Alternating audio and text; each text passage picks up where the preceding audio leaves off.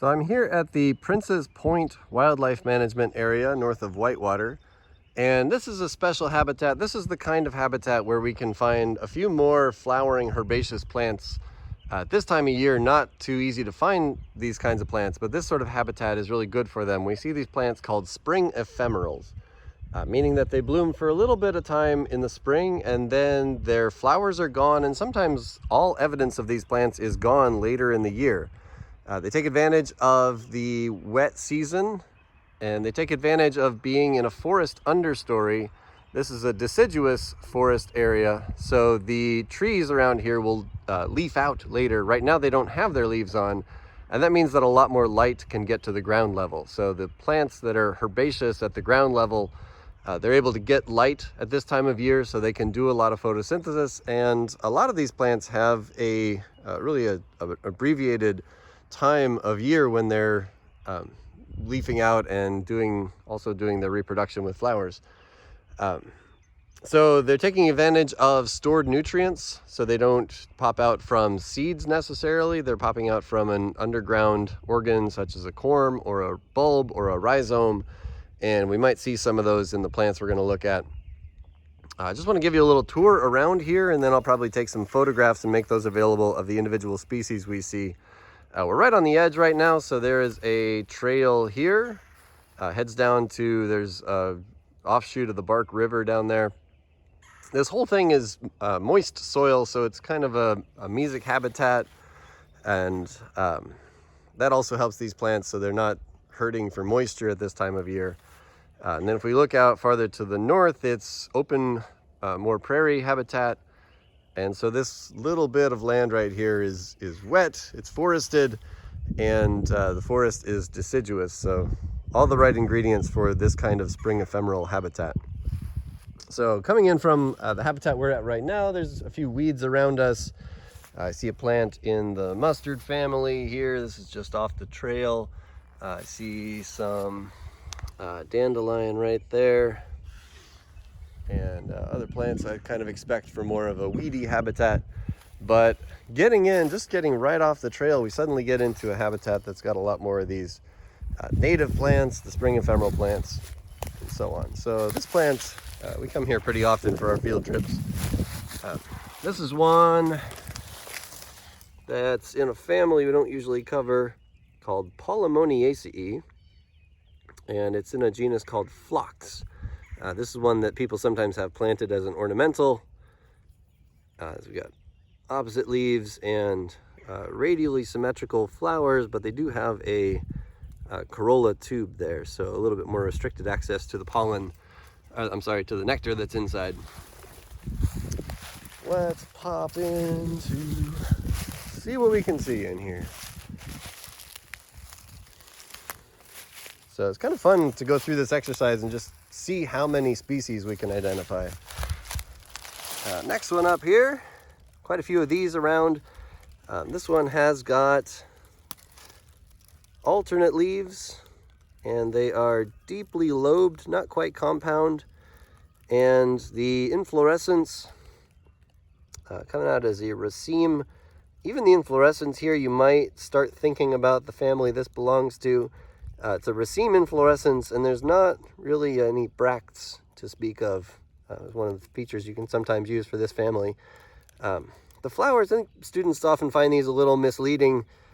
We're early in the morning right now. This is about 9 a.m. and it's a little hard to get a feel for the whole structure of these flowers. They're all kind of closed up, but they do have 4 petals, so we'll let you guess at that one. We'll come back and get some better photos of these to make available to you. Over right, not too far away from that one, I've got this plant. It's got kind of fleshy leaves, so lanceolate linear leaves, and again, a little bit like a raceme inflorescence. And an interesting feature of this family is we've got only 2 sepals, so that can help us to identify this one.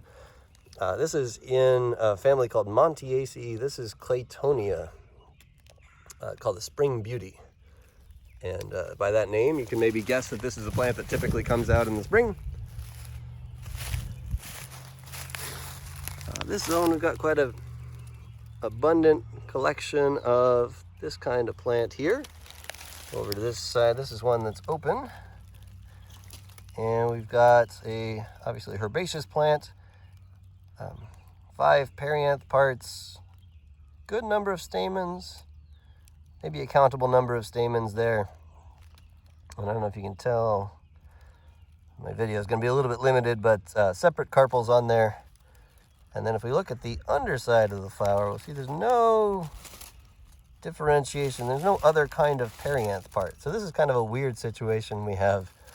This one usually throws students. There's a question in the Spring Flora of Wisconsin that asks about plants that have sepals but no petals. And this is one of those plants. So it's actually technically sepals that look like petals. And I always find that pretty confusing. So I guess you kind of have to know what your key is going to throw at you sometimes. And this one is one you just have to be aware of that interesting exception. All right, so we were only about like 10 meters in from the start of our zone here. Here's another big zone of those. I didn't tell you what that one was. That was in the buttercup family. And we get other ones in the buttercup family as well. So there's a pretty well represented group of plants. Among the spring ephemerals are in the buttercup family, Ranunculaceae. I'll try not to make this video too dull by having repeats of things. We got one of our violets here. So violets have 5 petals, and then this noticeable nectar spur, sometimes deeper, sometimes a little more blunt. So bilaterally symmetrical flowers with a nectar spur. This is a pretty common look for the violet flowers. Also, the violet leaves are kind of distinctive. So a little bit heart-shaped, sometimes kind of rolled up like this one over here. So this one is a blue or a purple violet. And you see over here, I've got another one that has a yellow flower. And flower color sometimes can be tricky to tell species apart. But I happen to know that this one that's also got the fuzzy, you see the pubescence on the petiole there. The fuzziness of this one makes it a different species. So different flower color, different petal color, different growth form, not quite as easy to tell on here. And then the pubescence as well. Here's another one, a little bit more developed than that other one we saw. I think I told you, maybe I didn't. That was in the mustard family. This one's also in the mustard family, and we can see that we're transitioning from flowers to fruits. So mustard family plants, a lot of them are really fast growers. So this is a time of year, we're not even into May yet. And we've already got this plant going on its way to produce fruits. So raceme inflorescence, these long skinny fruits that are often characteristic of mustard family. Same thing as before, the flowers aren't really open, but they have 4 petals on there. And this one has a much different leaf type than that other one. So previously we saw one that was deeply lobed. This one just has sort of deep teeth or shallow lobes and a little bit more discrete kind of leaf on there. All right, how many are we up to? Nobody's keeping track.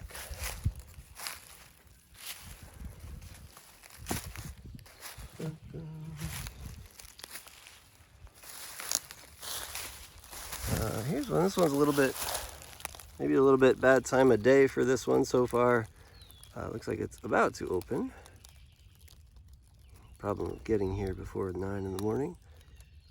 We can maybe see in there we've got lots and lots of stamens, lots of separate carpels, petals, 1, 2, 3, 4, 5 petals. This one does have sepals, so 1, 2, 3, 4, 5 sepals.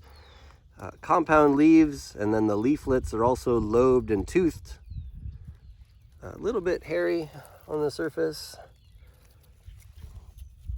So that's another one in the buttercup family, but now a much different plant with yellow petals. And we got a few of those around.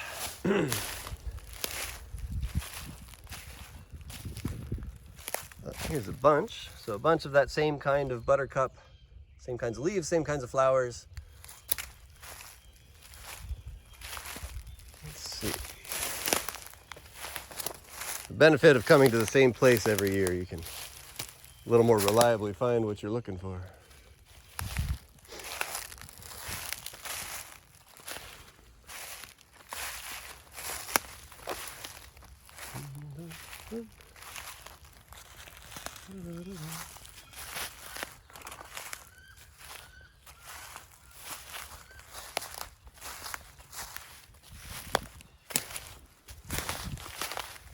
All right, here's one family that we covered in the, talked about this in the shrubs group.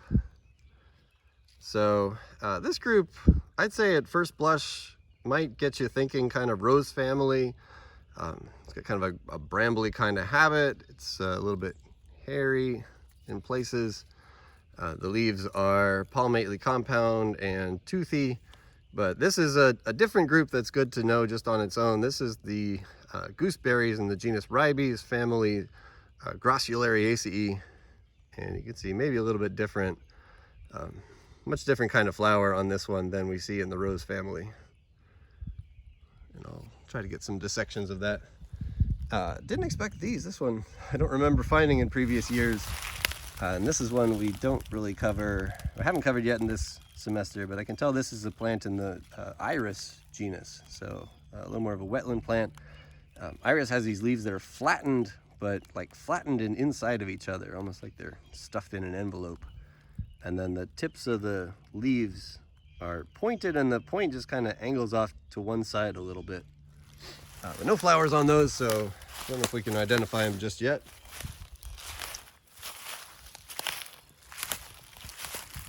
Huh, there we go. Here's some of these. Might be a little tricky. This one is an interesting one that we find around here. And it's a kind of this creeper along the ground, and it has its flowers close to the ground as well. So this flower is not open yet. Kind of a late start to the season this year. I don't know what there we go. All right, so this one is a plant called wild ginger, genus Asaram, and this is in a family that we definitely didn't cover otherwise called Aristolochiaceae. It's usually a lot more of a tropical family, but we have this one representative here. So really deeply kind of kidney-shaped leaves. And then, like I said, growing along the ground, pretty hairy. And then the flowers it makes, where they're just a little bit odd to name the parts of this. So it's got 3 perianth parts. It's got that red coloration and a little bit smelly. So this is one of those sort of a carrion mimic, or a plant that might just be attractive to insects looking for a hiding place. Yep.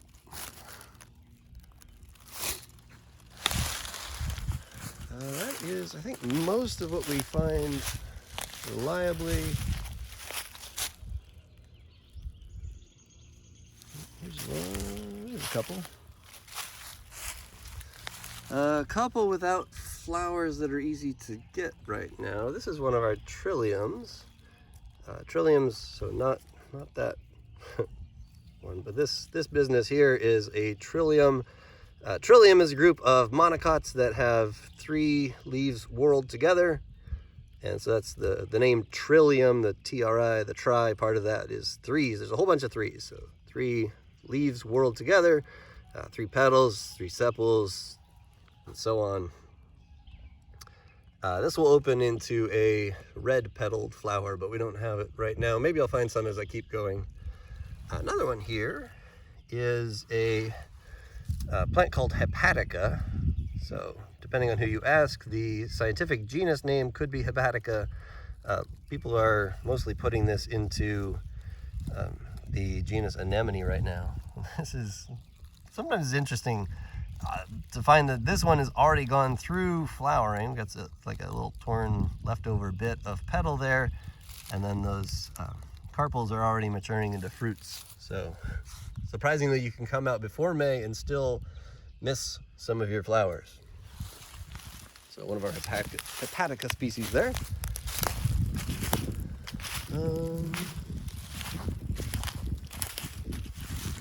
I think I might If I don't find something else soon, stop the video and come back to some of the ones that are a little harder to find. Here's one.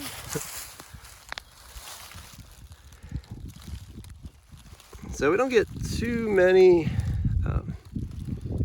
but we do have some sedges that flower early in the season.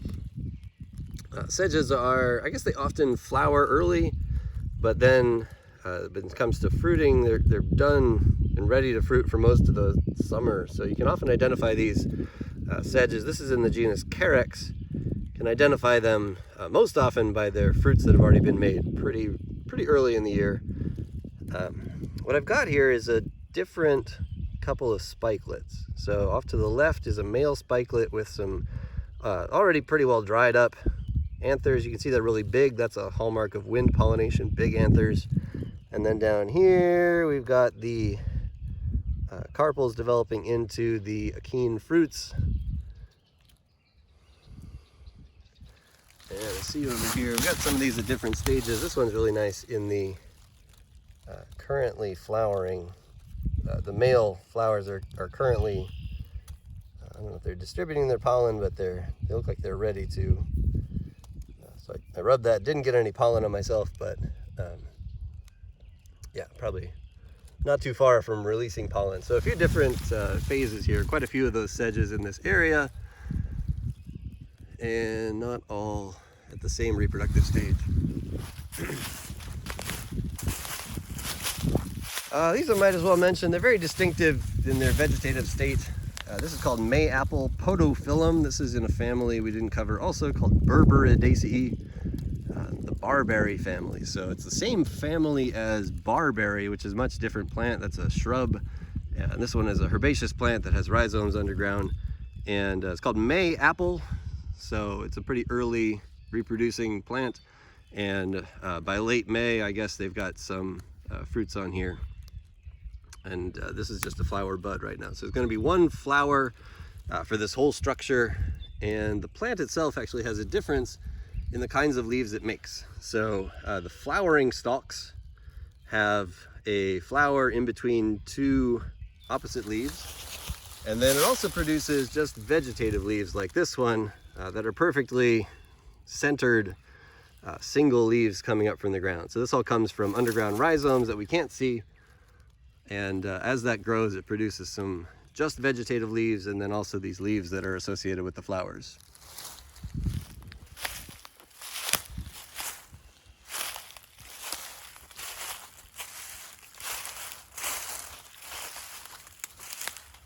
You know what? Maybe I'll just take you along for the ride. If you want to fast forward until I talk again, we can do that too.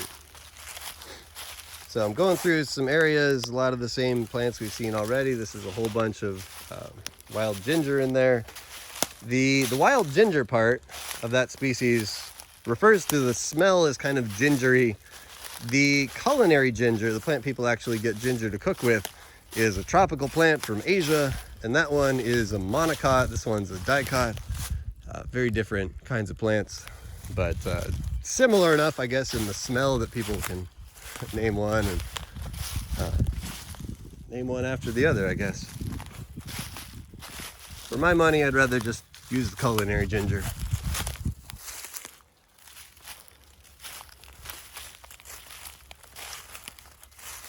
There's a few that I know by their leaves, but I don't know if that's terribly helpful to tell you about. So getting into a nice, I don't know, just kind of appreciate the habitat for a second here. So just a lot of herbaceous stuff on the ground here. A few shrubs coming up. We've got some black raspberry and other understory kinds of shrubs. But this is really, this time of year, this is the territory of the spring ephemeral herbaceous plants. There's one down here that I know, this is just kind of an odd little plant. But it does have one of the funnest common names. So this is false mermaid weed is what it's called. And its scientific name is Flurkia perserpenicoides. Flurkia, one of my favorite genus names to say. There are flowers on those. I don't know if I can show you the flowers in enough detail to make it worth our while. Hoping to get my better camera out and take some much more detailed photos of these after I get the video done. All right, looking for one last fun plant. Actually, there are a couple plants that are a little more reliably found on the far end of this property. So keep going, trudging on through.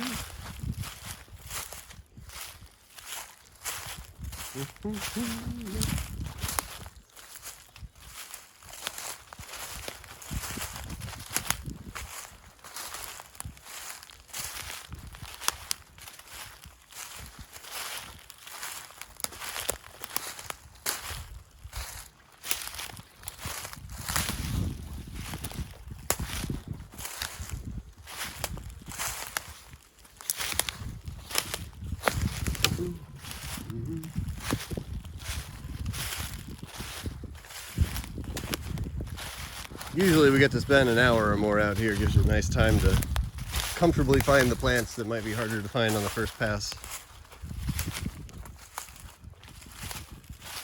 Also get more eyes to help me find them.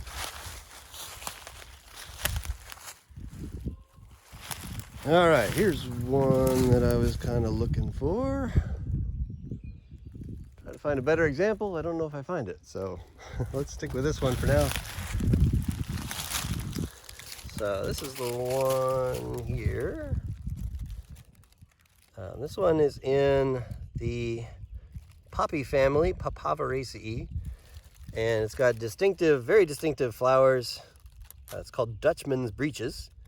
So it's supposed to look like somebody's underwear, balloony underwear. I think more like if you flip it upside down. The leaves are also very distinctive, so highly dissected here. If you remember, we saw in the poppy family, these were supposed to have colorful sap, and this is a group of plants that are a little, they weren't always in family Papaveraceae, and they don't have that milky sap, colorful sap so much, so a little bit tricky. But here they are. They used to be in a family called Ephemerals, F-U-M-A-R. And a little bit more, just having these bilaterally symmetrical, sometimes highly modified like this, flowers. This is one we're going to have to get in, I think, probably on the photographs and try to carve that up and see what's going on in there. But I guess rest assured, there are some reproductive parts there. They don't look very much like you'd expect at the moment, but we'll try to take that apart, show you what's going on in there. That's one of the more confusing flowers to look at for me. Just trying to make sense of it. All right, there's one more that is maybe our most elusive out here. Give it a look and see if I can find any.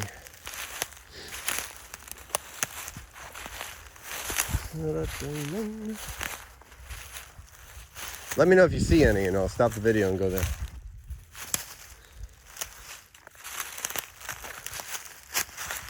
Well, here, we'll take this one. Found this one because it almost stabbed me. All right, so we've got a shrub this time. And it's got sprays of flowers, so kind of an umbel of flowers coming out from alternate locations along the stem. And maybe the more useful feature for this is it's got a couple of these paired spines. Let me go to a place that's not so flowery. Here's a couple of paired spines there. So a place where flowers did come out in a previous season and then those spines are paired. This one goes by the common name of prickly ash. It's not an ash, but it does have compound leaves, which I guess people think is close enough to consider it with the same common name. These are the leaves that are being formed. It's got kind of a sticky texture right now and also a little bit smelly. And the smell on here, for me, mostly when the fruits are made, this is actually in the citrus family, which is an interesting, we don't have a lot of representatives there in the far northern hemisphere, but here we are in the citrus family. Rutaceae. So prickly ash, genus is called Xanthoxylum. While we're looking at woody plants, I got one staring at me from up here. And this was one of ours that has the catkins, so a good example of male catkins dangling down. And might have to do a double check on what species this is. This is in family Betulaceae, I would Betulaceae. So, pinnate venation, toothy margins, male catkins. Don't see the female structures right now, but maybe in time. One thing that you can kind of see on here are all these extra little leaves. So there's like the proper leaves, and then there's these bracty kind of things. So this is something you sometimes find. Some of them are bracts, maybe stipules. Those are going to fall away. They're not going to last forever, but they're sometimes visible at this time of year as part of the just the leaves that are made, the process of storing leaves in buds and then sprouting them in the spring. Kind of a involved process. All right, where are you at?